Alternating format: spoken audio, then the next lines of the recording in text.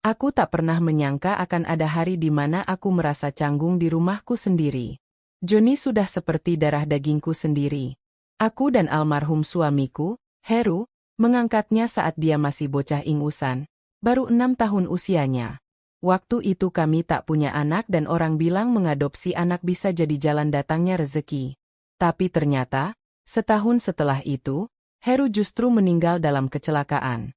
Aku yang seorang janda, hanya berjualan jajan pasar dan kuliner rumahan, membesarkan Johnny sendiri. Tapi aku tak pernah merasa keberatan, dia anak baik, tak pernah membantah dan selalu membuatku merasa tidak sendiri.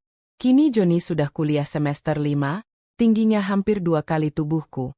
Suaranya berat dan matanya mulai memandang dengan cara yang aneh akhir-akhir ini.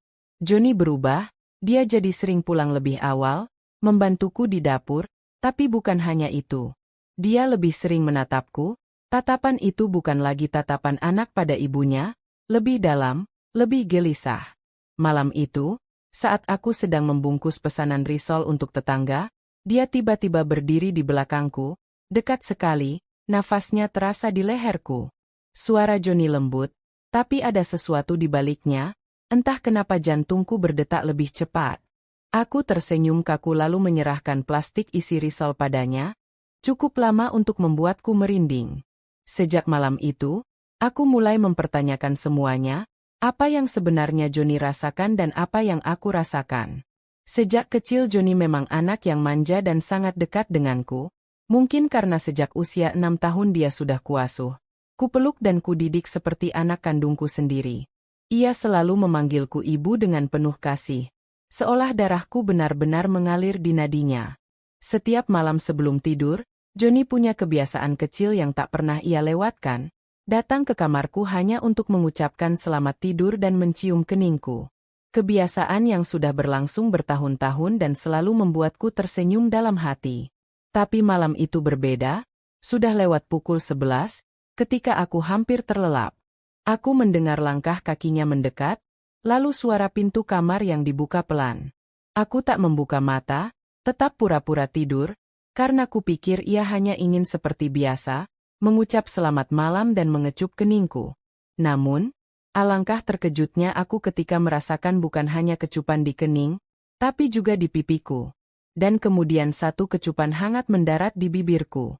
Aku berdebar, ingin rasanya aku membuka mata, menegurnya, bertanya apa yang sebenarnya ia pikirkan. Tapi entah kenapa, aku justru memilih tetap pura-pura tidur. Kecupan itu membekas hingga pagi, menyisakan gelisah yang tak bisa kusembunyikan. Dan untuk pertama kalinya, aku merasa canggung di rumahku sendiri, bukan karena Johnny berubah, tapi karena aku tidak yakin dengan apa yang mulai kurasakan sendiri. Pagi itu aku sengaja bangun lebih awal dari biasanya. Setiap kali menutup mata, bayangan kecupan hangat Johnny kembali hadir. Aku bahkan bisa mengingat jelas rasanya, lembut, hangat, dan membuatku kehilangan arah. Aku menyibukkan diri di dapur, memasak nasi goreng kesukaannya, bukan karena lapar, tapi karena aku butuh sesuatu untuk mengalihkan pikiran. Tanganku sedikit gemetar saat mengiris bawang, padahal aku sudah puluhan tahun melakukannya. Aku hampir tersedak saat mendengar langkah kaki Johnny dari arah tangga. Ia muncul dengan rambut masih awut-awutan, kaos lusuh dan senyum mengembang di wajahnya, seolah tidak terjadi apa-apa. Ia berkata, "Bu, wangi banget nih, bikin lapar," sambil menarik kursi dan duduk di meja makan. Aku berusaha tersenyum, tapi senyum itu terasa kaku. Johnny menggeleng saat kutanya apakah ia buru-buru. Ia bilang kuliah jam 10 dan ingin santai dulu bersamaku. Kami makan dalam diam. Aku bisa merasakan dia beberapa kali mencuri pandang ke arahku dan jujur saja, aku jadi salah tingkah. Aku ingin menegurnya soal semalam, bertanya maksud dari kecupan itu, tapi aku takut mendengar jawaban yang sebenarnya. Kutunggu sampai akhirnya saat ia sudah bersiap pergi dan hendak memakai sepatu di dekat pintu. Johnny menoleh ke arahku, pandangannya dalam, tapi tidak gelisah, justru ada ketenangan yang ganjil. Aku hanya menoleh setengah, pura-pura sibuk menyapu halaman depan. Ia berkata nyaris seperti bisikan, "Maaf ya soal tadi malam." Langkahku terhenti, Sapu di tanganku seperti kehilangan fungsi. Tapi aku tetap tak berani menatapnya langsung. Aku berkata cepat. Udah cepat kuliah, jangan telat, mencoba terdengar santai, tapi dalam hati, gemuruh itu belum juga reda. Karena sejak malam itu, aku tahu satu hal, hubungan kami tak lagi sama dan aku tak yakin apakah aku ingin semuanya kembali seperti semula. Malam itu, setelah kami makan malam bersama, aku duduk di ruang tamu sambil melipat pakaian bersih. Lampu ruangan sengaja kupasang redup, hanya cukup terang untuk membuat suasana terasa hangat. Johnny keluar dari kamar, membawa segelas susu dan langsung duduk di sebelahku. Aku mencuri pandang padanya, entah sejak kapan penampilannya makin menarik. Tubuhnya semakin tegap, rahangnya lebih tegas, kulitnya bersih dan caranya memandang, bukan lagi seperti anak kecilku dulu. Ia kini pria dewasa dan tampan. Aku memanggilnya pelan, "Johnny, kamu lagi dekat sama cewek ya?" Dia mengernyit, lalu tersenyum geli. "Kok ibu nanya gitu?"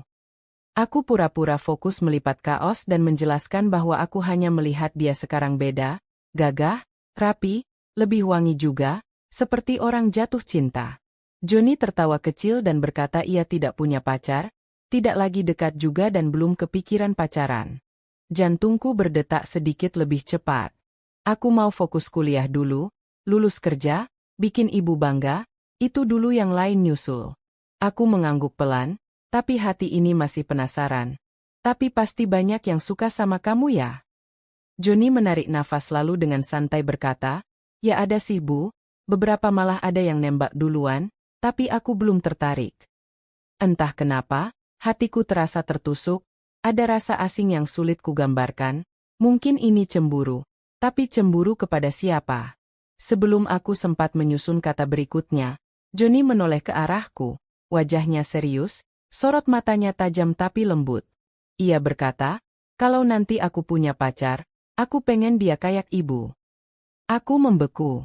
Cantik, putih, sabar, kuat dan punya kelebihan yang gak semua perempuan punya, lanjutnya. Nafas ini seakan tertahan. Ibu tuh bukan cuma cantik luar, tapi juga indah dalamnya, jiwa ibu besar, selalu bikin adem. Kadang aku mikir, bisa nggak ya suatu hari nanti aku nemu perempuan yang kayak ibu? Aku tidak bisa menjawab, berbaku bergerak tapi tak bersuara, hanya jantungku yang berdebar atau justru bergetar karena takut. Malam itu aku tak bisa tidur, bukan hanya karena kata-katanya, tapi karena aku mulai takut, aku benar-benar menginginkannya. Setelah percakapan itu, Johnny kembali ke kamarnya. Aku melanjutkan melipat pakaian sambil mencoba meredakan degup jantung yang belum juga tenang. Tapi sekitar 15 menit kemudian, saat aku sudah berbaring dan lampu kamarku padamkan, pintu kamarku diketuk pelan dan suara Johnny terdengar lembut. Johnny masuk seperti biasa, tanpa banyak bicara, ia duduk di pinggir tempat tidurku. Ritual ini sudah jadi kebiasaan kami sejak dulu, ia akan mencium keningku, lalu bilang Matt bobok, baru kembali ke kamarnya. Tapi malam itu ada yang berbeda. Ia menunduk, mengecup keningku seperti biasa, lalu pipiku, tapi sebelum aku sempat berkata apa-apa, bibirnya menyentuh bibirku lambat, singkat tapi jelas. Aku menahan nafas, aku sadar sepenuhnya tidak sedang pura-pura tidur. Tanganku refleks menggenggam selimut lebih erat. Setelah kecupan itu, ia menatapku sekilas sambil nyengir kecil. Aku berbisik nyaris tak terdengar, "John, kenapa kamu?" Dia hanya mengangkat bahu pelan. "Biar ibu tidurnya lebih nyenyak." Aku terdiam, ia berdiri membetulkan selimutku lalu berjalan ke pintu, lalu ia pergi, meninggalkanku dengan hati yang bergejolak hebat di dalam dada. Aku menatap langit-langit kamar, mencoba memejamkan mata, tapi justru mataku semakin terbuka. Dan malam itu sepi, terasa sangat bising karena satu kecupan kecil itu telah membangunkan sesuatu dalam diriku yang sudah lama tertidur. Sore itu langit agak mendung. Aku baru selesai menyiapkan kue pesanan pelanggan. Peluh masih menempel di pelipis saat aku memutuskan untuk mandi. Kupikir Johnny masih di kampus, jadi aku masuk kamar mandi tanpa pikir panjang. Tapi saking lelah dan buru-burunya, aku lupa satu hal penting, handuk. Begitu selesai mandi, Aku baru sadar handuk yang biasanya kugantung di belakang pintu tidak ada. Mungkin tadi pagi ku bawa ke jemuran dan lupa mengambilnya kembali. Aku melirik ke arah pintu, mencoba mendengar. Dengan suara pelan, aku membuka pintu kamar mandi dan menyembul sedikit keluar, hanya kepala dan pundakku yang basah terlihat. Aku memanggil pelan, "John." Tak ada sahutan. "John, kamu di rumah?" Tanyaku lagi sedikit lebih keras. Lalu suara langkah mendekat dari arah ruang tamu. "Iya, Bu. Kenapa?" Aku ragu menjawab, tapi tak ada pilihan.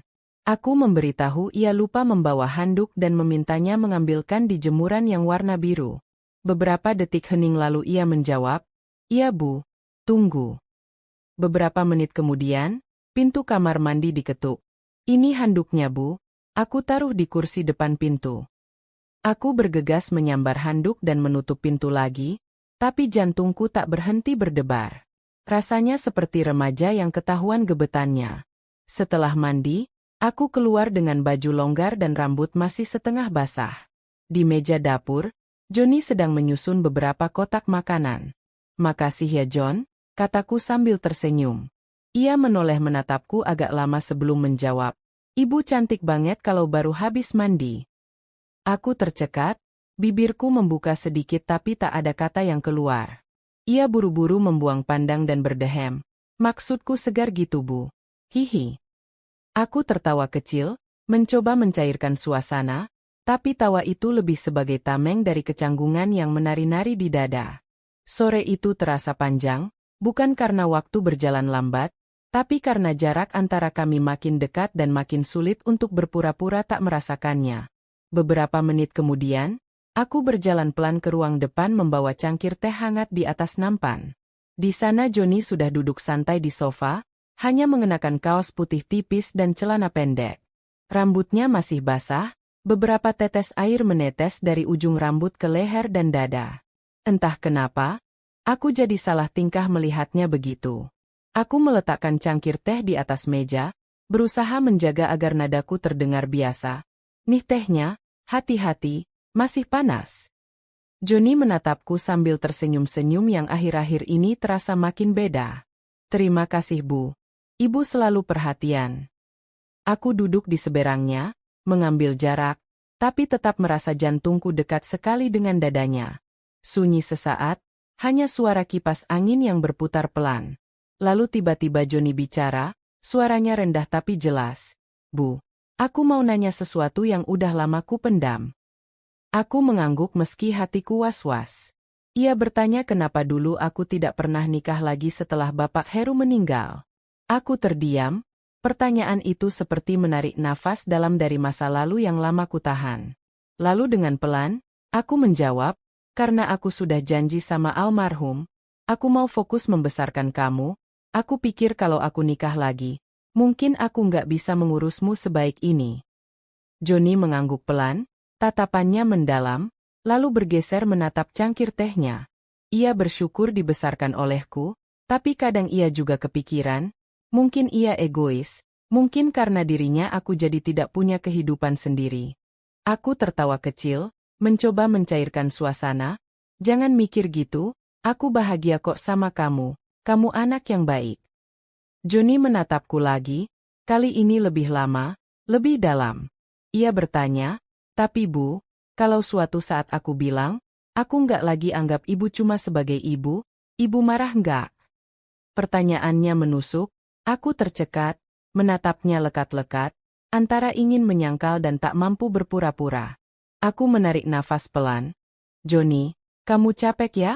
Mungkin kamu salah paham, ibu tahu kamu sayang ibu tapi aku sendiri tak sanggup menyelesaikannya."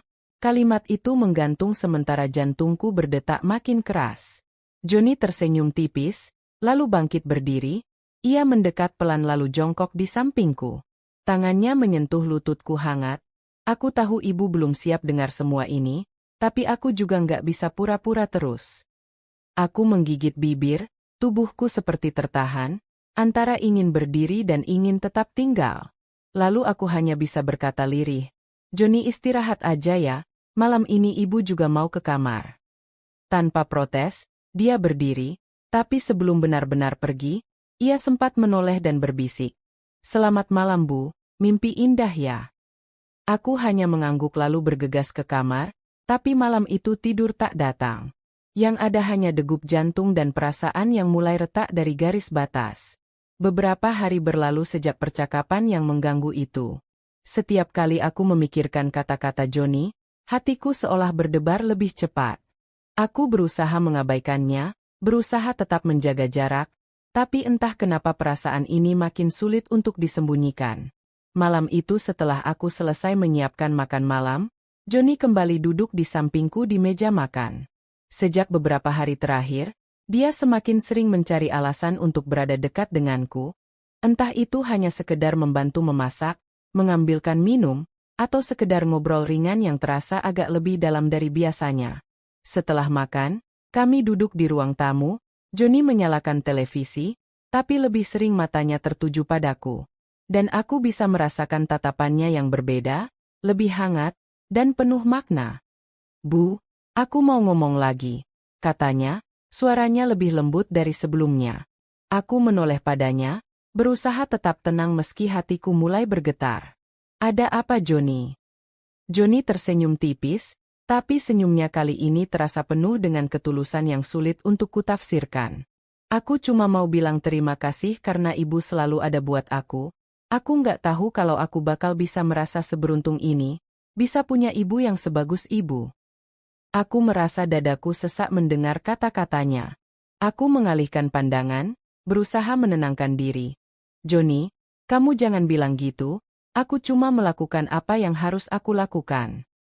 "Tapi Bu, ibu lebih dari itu, ibu luar biasa," jawabnya dengan nada lebih serius. Tiba-tiba, Johnny bangkit dari kursinya dan berjalan mendekat. Aku bisa merasakan perubahannya yang semakin mendalam, wajahnya semakin dekat, dan sebelum aku sempat bereaksi, dia sudah berada di depanku. Aku mundur sedikit, tapi tidak bisa menghindar ketika tangan Johnny menyentuh lembut pipiku. "Bu, ibu tahu kan aku nggak bisa berpura-pura lagi," katanya, suaranya sangat rendah, membuat nafasku sesak. Hatiku mulai berdetak cepat. "Johnny, apa maksud kamu?" Johnny mengangkat daguku dengan lembut, memaksaku untuk menatap matanya yang penuh emosi. "Ibu tahu kan, aku sudah lama jatuh cinta sama ibu," ucapnya penuh keyakinan. Aku merasa dunia berhenti sejenak, perasaanku campur aduk, terkejut, bingung, tapi juga entah kenapa, ada perasaan lain yang muncul dalam diriku, rasa takut dan juga keinginan yang tak bisa dijelaskan. Sebelum aku bisa merespons, Johnny bergerak lebih dekat, dan dalam sekejap, bibirnya menyentuh bibirku dengan lembut. Ini bukan ciuman yang penuh gairah, tapi lebih seperti sebuah ungkapan perasaan yang tertahan begitu lama. Ciuman itu begitu lembut, penuh dengan keraguan, tapi juga penuh dengan keinginan. Aku terpaku, tidak tahu harus bagaimana. Tubuhku terasa kaku, namun hatiku mulai berdebar begitu cepat, membawaku pada sebuah perasaan yang bahkan aku sendiri tidak bisa mengartikannya. Johnny mundur sedikit, tetapi masih menatapku intens. "Bu, maaf kalau aku terlalu cepat, tapi aku nggak bisa terus hidup dalam kebingunganku." Aku diam, hanya bisa memandangnya, mulutku terasa kering. "Apa ibu nggak merasa sama?" tanya Johnny lebih pelan. Kali ini aku ingin berkata sesuatu, tetapi kata-kata itu seperti macet di tenggorokanku. Aku mengalihkan pandangan, mencoba mencari alasan untuk menjauhkan diri dari perasaan ini. Namun malam itu, aku tahu segalanya sudah berubah. 5 malam setelah itu, suasananya agak beda. Johnny terlihat lebih tenang, tapi ada sesuatu di matanya yang seperti menahan sesuatu. Setelah makan malam, dia duduk lebih dekat dariku, lalu mulai bicara pelan. "Bu, aku mau pamit, besok pagi aku berangkat KKN, 2 minggu." Aku diam sesaat, meskipun cuma 2 minggu, entah kenapa dadaku terasa berat. "KKN-nya?" tanyaku pelan, "cepat juga ya waktu berlalu." Johnny mengangguk. "Iya, dan aku titip ibu ya, aku udah minta Pak Bijo buat bantu-bantu di rumah selama aku pergi, biar ibu nggak kesepian, nggak berat-berat sendirian." Aku tersenyum kecil. "Kamu ini, aku baik-baik aja kok." tapi makasih ya. Suasana hening sejenak, hanya suara jangkrik dari luar jendela yang terdengar. Lalu Johnny menarik napas panjang. Bu, malam ini, boleh nggak aku tidur bareng ibu, kayak dulu waktu aku kecil? Aku cuma kangen aja. Aku tertegun, entah kenapa permintaan itu membuat jantungku berdetak lebih cepat. Tapi tatapan Johnny begitu lembut, begitu tulus, seperti anak kecil yang akan pergi jauh dan hanya ingin sedikit pelukan hangat dari rumah. Aku tak bisa menolak. Ya udah, tapi tidur di pinggir ya, jangan ganggu ibu, ucapku setengah bercanda, menyembunyikan rasa gugupku. Johnny hanya tertawa kecil. Janji. Malam itu, kami tidur satu ranjang. Awalnya biasa saja, tapi entah karena tahu besok akan berpisah sementara, rasanya suasana jadi lebih hening dan penuh ketegangan yang sulit dijelaskan. Johnny tidur memunggungiku, tapi aku bisa merasakan tubuhnya yang hangat dan nafasnya yang kadang berat, kadang cepat. Beberapa menit kemudian, tiba-tiba dia membalikkan badan, memelukku dari belakang dengan perlahan. Tidak erat tapi cukup membuatku sadar bahwa jarak kami sudah terlalu tipis. Aku hendak menegur, tapi suaranya terdengar pelan, hampir seperti bisikan. Bu, makasih udah rawat aku selama ini, aku nggak pernah bisa bayangin hidup tanpa ibu. Aku menahan nafas, tidak membalas, hanya mendengarkan. Pelukannya masih hangat, dan aku hanya bisa menutup mata, tak tahu harus merasa apa. Ada rasa rindu yang belum sempat muncul, tapi sudah harus ditahan, ada ketegangan, ada perasaan yang ingin diredam, tapi justru semakin terasa nyata. Dan di ujung malam, sebelum kami benar-benar tertidur, Johnny mengecup pelan pundakku dan berbisik, nanti kalau aku balik, aku harap perasaan ini nggak berubah. Aku terdiam, karena malam itu, aku tahu aku pun tak lagi bisa berpura-pura. Hari-hari setelah Johnny berangkat terasa sunyi, rumah ini terlalu sepi tanpa suara langkahnya, tanpa senyum paginya, atau kecupannya sebelum ia berangkat kuliah. Tapi setidaknya ada Pak Bijo, lelaki setengah baya yang sudah seperti bagian dari rumah ini. Pak Bijo itu orangnya kocak. Walau sudah kepala 5, badannya masih kekar, urat-urat di lengannya jelas saat dia ngangkat ember atau motong daun pisang buat bungkus jajananku. Tiap pagi dia sudah datang lebih dulu, nyapu halaman sambil bersiul-siul. Bu Heni, jajanannya hari ini pesanan siapa aja? Biar Bijo siapin daun pisangnya dulu nih, yang panjang-panjang kayak kenangan ibu sama Pak Heru, godanya sambil ngedip. Aku cuma nyengir.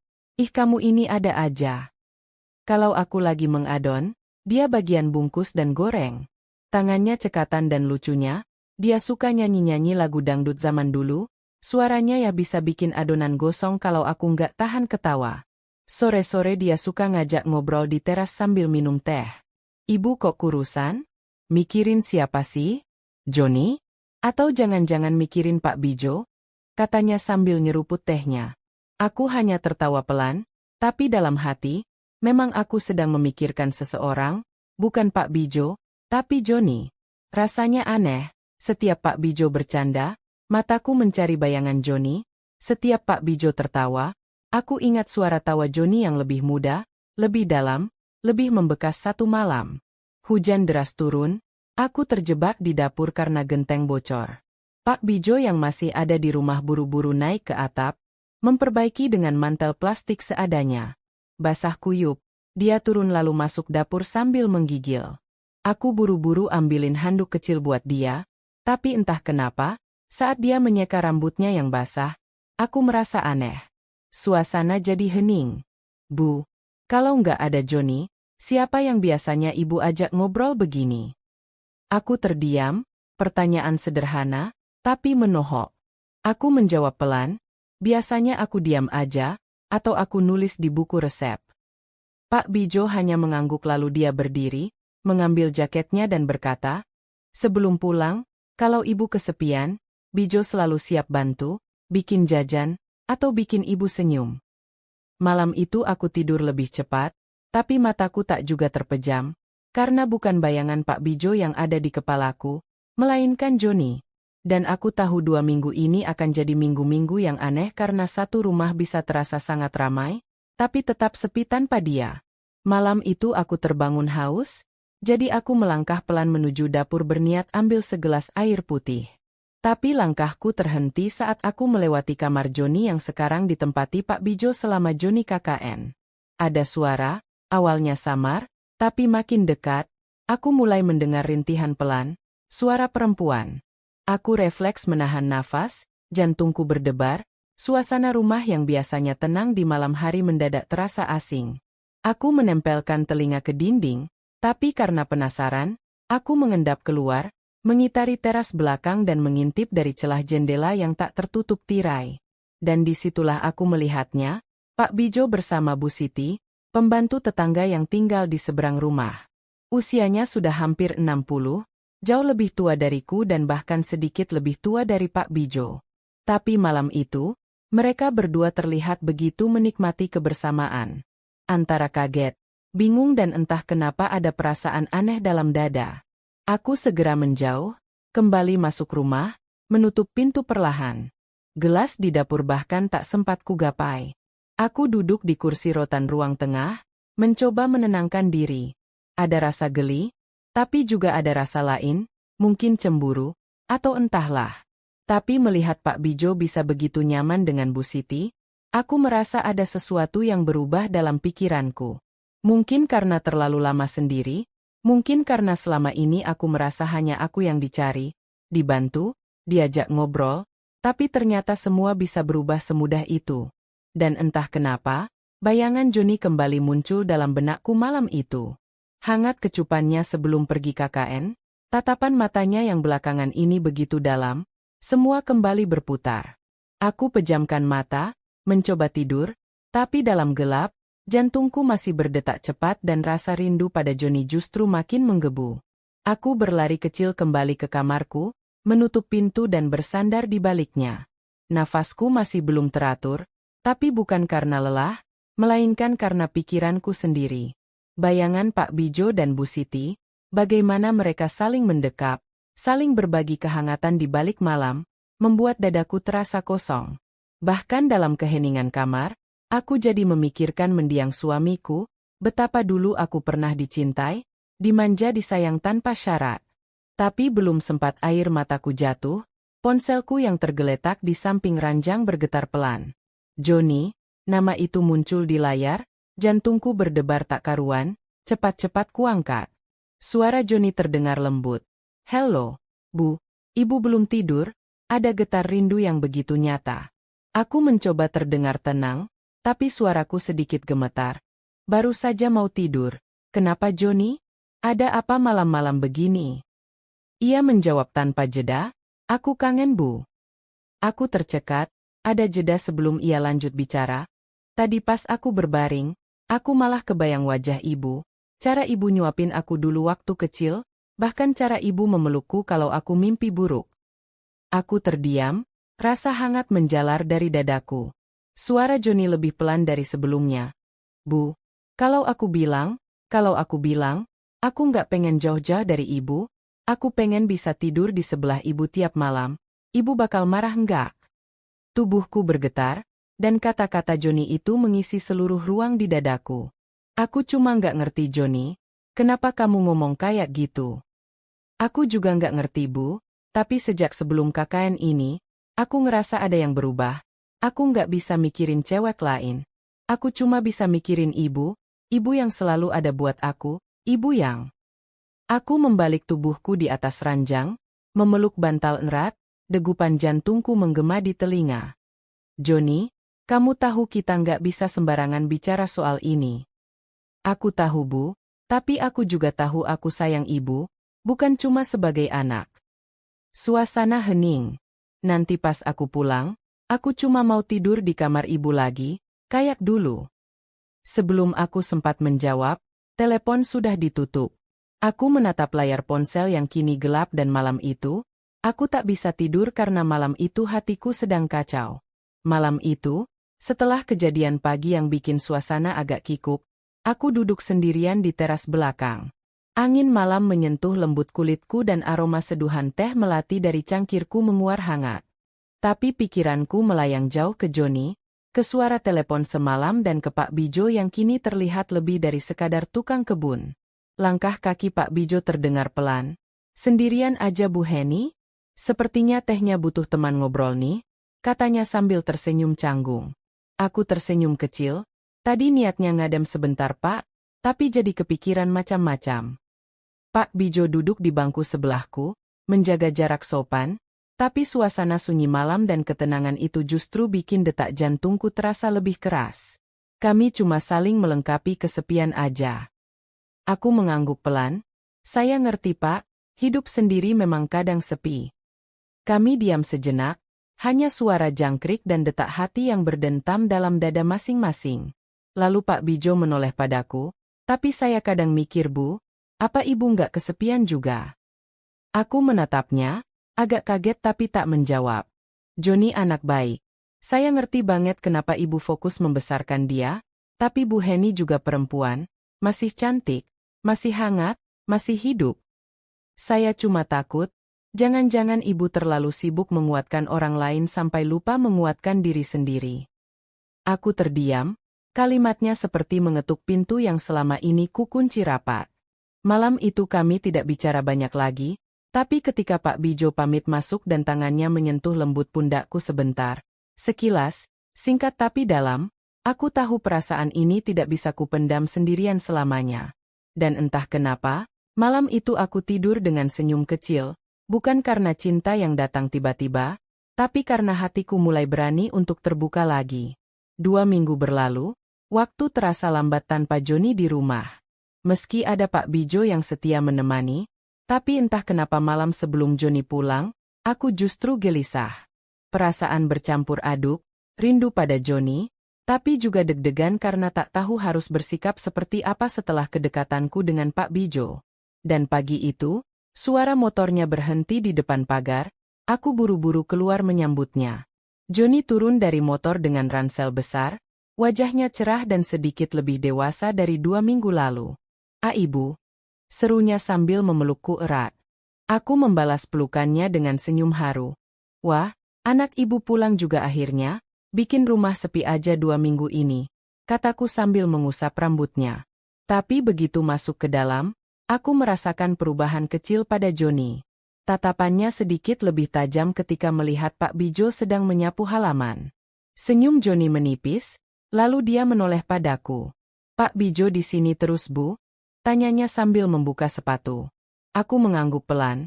Iya, kan kamu yang minta, katanya biar Ibu nggak kesepian. Joni tidak menjawab, hanya masuk ke kamarnya dan menutup pintu agak cepat. Beberapa menit kemudian, aku dengar air mengalir dari kamar mandi. Sepertinya dia ingin segar dulu sebelum ngobrol. Siangnya setelah makan, Joni akhirnya duduk bersamaku di ruang tengah, tapi suasananya agak berbeda. Dia terlihat diam, seperti sedang menahan sesuatu. Ibu, katanya pelan, aku kangen banget, tapi pas pulang, aku ngerasa rumahnya kayak beda. Beda gimana? Tanyaku sambil pura-pura tak mengerti walau hatiku sudah waspada. Entahlah, aku cuma ngerasa kayak Ibu sekarang bukan cuma milik aku lagi. Aku tercekat. Joni, Ibu selalu milikmu, kamu anak Ibu, kebanggaan Ibu. Tapi aku bukan anak kecil lagi Bu, katanya lirih. Dan aku bukan cuma bangga, aku juga takut kehilangan Ibu, bukan sebagai anak, tapi sebagai lelaki. Aku menatap Joni, tak bisa berkata apa-apa, tapi dalam diam, aku tahu hubungan kami takkan pernah sama lagi setelah ini. Malam itu terasa lebih tenang dari biasanya, tapi entah kenapa hatiku bergejolak. Joni duduk di teras bersamaku, memandangi langit yang mulai gelap, sementara angin malam membawa wangi bunga melati dari halaman samping. Ia menggenggam tanganku, hangat dan tegas. Aku sudah memikirkan ini sejak lama, bahkan sebelum KKN, setelah aku wisuda, aku mau kerja keras, dan begitu aku mapan, aku mau melamar Ibu, aku mau menikahi Ibu. Aku terkejut, aku ibumu. Dan aku nggak pernah menganggap Ibu sebagai orang tua biasa, dari dulu aku memang manja, tapi sejak aku tumbuh dewasa, perasaanku berubah, aku bukan cuma sayang, aku cinta. Aku tercekat, tak bisa bicara, tapi Joni mendekat, menggenggam wajahku dengan lembut. Aku tahu ini aneh, aku tahu orang akan bilang kita gila, Tapi aku nggak mau hidup dalam bayang-bayang rasa salah yang nggak jelas batasnya. Aku ingin ini jadi sah resmi. Aku ingin menebus semua yang pernah kulakukan dan menjadikan ibu sebagai satu-satunya wanita halal di sisiku. Lalu dia mengecup keningku, pipiku dan akhirnya bibirku, hangat, lembut. Tapi kali ini berbeda dari malam-malam sebelumnya. Aku bergetar, setengah ingin mundur, tapi tak kuasa. Sebagian diriku ingin menolak, tapi separuh lain menyerah pada kehangatan yang kurindukan sejak lama. Air mata menetes di pipiku. Johnny, ini terlalu sulit. Tapi tidak mustahil, katanya. Beri aku waktu, aku akan buktikan. Aku ingin hidupku bersamamu, bukan sebagai anak, tapi sebagai suami yang mencintai istrinya sepenuh hati. Dan malam itu, aku sadar bahwa hidup kadang mengajarkan cinta lewat jalan yang tak biasa. Pagi itu, matahari bersinar malu-malu di balik tirai kamar. Aku terbangun dengan perasaan yang campur aduk. Selimut masih melilit tubuhku, dan kehangatan malam tadi masih membekas di kulitku dan di hatiku. Johnny masih terlelap di sampingku, nafasnya tenang, wajahnya begitu damai, seperti anak kecil, tapi hatiku berkecamuk. Apa yang sudah kulakukan? Bisikku pada diri sendiri sambil duduk perlahan di pinggir ranjang. Rasa bersalah menelusup perlahan, menyesak di tenggorokan. Aku ibu angkatnya, aku yang membesarkannya, aku yang menggendongnya saat demam, menyuapinya saat dia mogok makan dulu waktu kecil, tapi sekarang. Air mataku menetes tanpa bisa dicegah. Pak Heru, maafkan aku, bisikku dalam hati, aku sudah gagal menjaga janji kita. Tapi pelukan Johnny, kecupan hangatnya, caranya menatapku seolah aku satu-satunya wanita di dunia ini. Dan lebih dari itu, untuk pertama kalinya sejak Pak Heru meninggal, aku merasa dicintai lagi. Hati kecilku berbisik, menolak untuk menyesal sepenuhnya. Bagaimana kalau Johnny memang ditakdirkan menggantikan almarhum suamiku? Bagaimana kalau ini bukan dosa, tapi jalan yang digariskan Tuhan dengan cara yang tidak ku mengerti sekarang? Saat aku berdiri pelan, beranjak ke kamar mandi untuk membersihkan diri, aku menatap bayanganku di cermin. Masih ada sisa bekas cinta semalam di leherku, dan justru itu yang membuatku menangis lagi. Bukan karena menyesal, tapi karena takut berharap. Lalu suara lembut Johnny memecah lamunanku dari balik pintu. Bu, kamu nggak sendiri, aku di sini. Aku beneran akan mewujudkan semua yang aku bilang. Aku terdiam, lalu menggenggam erat pegangan wastafel, mungkin aku hanya perlu waktu. Tapi dalam diamku, aku mulai mengikhlaskan satu kemungkinan bahwa aku, seorang wanita yang pernah bersumpah untuk hidup sendiri, kini mulai membuka hati untuk cinta yang datang dari arah yang tak kusangka. Seminggu setelah malam penuh pengakuan itu, Johnny makin sering menemaniku. Dia seperti tak ingin kehilangan satu detik pun untuk menunjukkan betapa serius perasaannya. Bahkan dia mulai mencari-cari lowongan kerja dan beberapa kali menyebut ingin segera melamarku secara resmi. Hatiku campur aduk antara bahagia dan takut, tapi hidup tidak pernah segampang itu. Suatu sore, saat aku sedang menjemur baju di belakang rumah, terdengar suara motor berhenti di depan pagar. Aku pikir kurir paket, tapi waktu aku mengintip dari jendela, jantungku langsung nyaris copot. Seorang gadis muda berdiri ragu-ragu sambil menggenggam tas selempangnya erat-erat. Wajahnya pucat, matanya sembab, tapi masih tampak cantik dengan dandanan seadanya. Ia menatap rumah ini seperti sedang menimbang keberanian terakhirnya. Permisi, katanya pelan saat aku membukakan pintu. Aku bertanya, iya, ada yang bisa saya bantu? Dia menarik nafas panjang. Saya Siska, teman kuliah Johnny. Hatiku langsung tegang. Oh Siska, Johnny lagi nggak di rumah. Tapi belum sempat aku selesai, dia memotong dengan suara bergetar. Saya nggak datang buat ketemu Johnny, saya datang buat ibu. Aku terdiam. Siska lalu merogoh tasnya dan mengeluarkan selembar kertas hasil USG. Saya hamil Bu, dan anak ini anak Johnny. Dunia seperti berputar. Aku nyaris kehilangan keseimbangan. Tubuhku gemetar. Kamu serius? Siska mengangguk, air matanya tumpah. Kami hilaf Bu. Waktu KKN kami satu kelompok. Malam itu hujan deras, kami semua terjebak di rumah penduduk sempit. Johnny dan saya tidur di tempat yang sama, dan saya kira dia sayang sama saya. Hatiku remuk, semua kenangan indah semalam terasa seperti fata morgana. Siska menunduk. Saya nggak minta dinikahi, saya cuma ingin Johnny tahu dan bertanggung jawab, meski cuma mengakui. Tiba-tiba di belakangku, suara Johnny terdengar pelan tapi tajam. Siska, kamu datang juga. Aku menoleh, Johnny berdiri dengan wajah tak terbaca, di balik tenangnya aku tahu dia sedang berperang. Siska menangis lebih kencang. Maaf John, aku nggak tahu harus kemana lagi. Johnny menatapku, tatapan yang dulu penuh cinta, sekarang penuh kebingungan dan permintaan maaf. Bu, aku bisa jelaskan.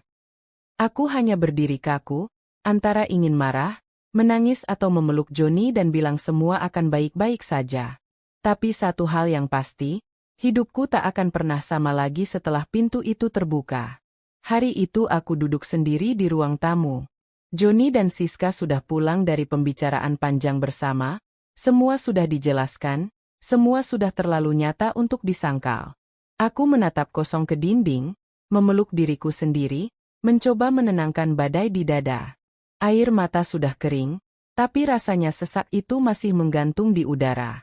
Ketika Johnny datang malam itu, wajahnya kusut dan lelah, ia berdiri di ambang pintu kamarku seperti anak kecil yang tahu telah berbuat salah tapi masih berharap dimengerti. Aku menoleh, mencoba tersenyum, tapi hanya mampu mengangguk. Aku minta maaf. Aku tahu ini berat.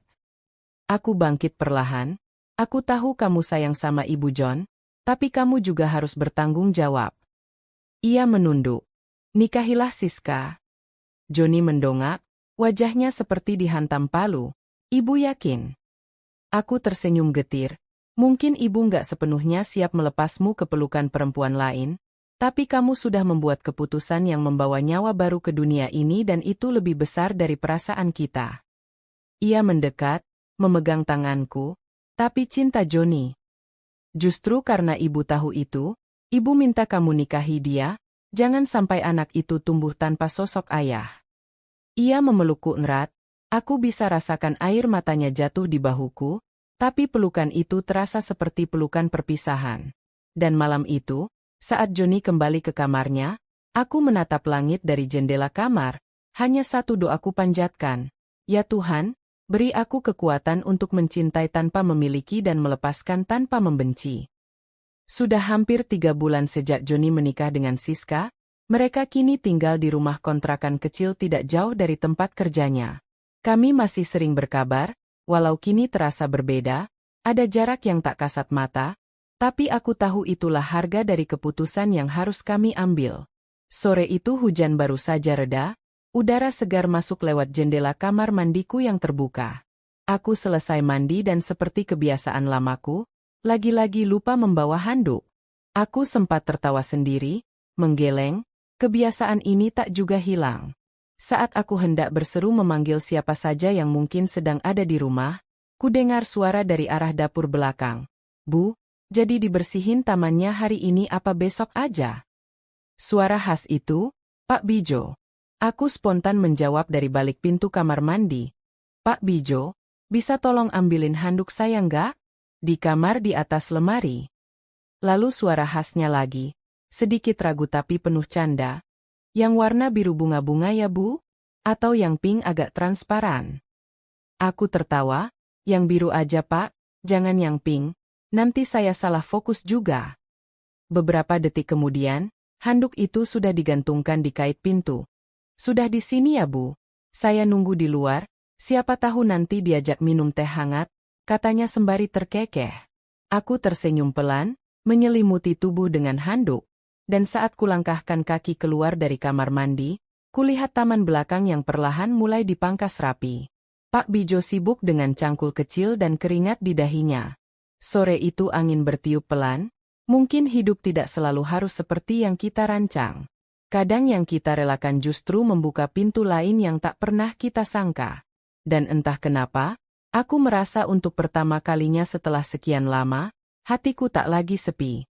2 tahun kemudian, keringat masih menetes di pelipis, Nafasku masih belum sepenuhnya teratur. Pak Bijo rebah di sampingku, wajahnya lelah tapi penuh senyum puas. Ia mengecup keningku pelan, lalu menarik selimut menutupi tubuh kami berdua. Makasih ya sayang. Dalam hati bertanya, kok bisa ya aku berada di atas ranjang bersama Pak Bijo dalam kondisi seperti ini? Melihat ekspresiku, Pak Bijo malah tertawa kecil. Loh kita kan udah sebulan resmi jadi suami istri Bu sayang. Kok masih kayak orang bingung gitu sih? Aku menutup wajahku dengan tangan. Aduh maaf mas, kirain ini cuma mimpi indah, saking indahnya.